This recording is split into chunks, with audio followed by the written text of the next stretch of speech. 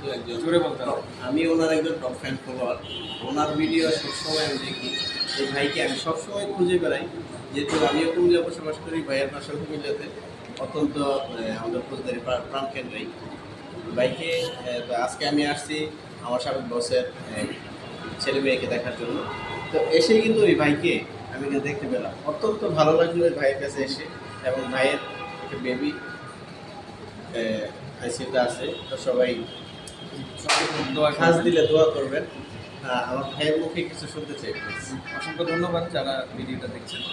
আসলে এমন একটা পরিস্থিতিতে আসলে আছি, একটু বিপর্যস্ত, যেহেতু আমার বাচ্চাটা আসলে এনআইসিউতে আছে, চিকিৎসাধীন অবস্থায়, নিউ বেবি।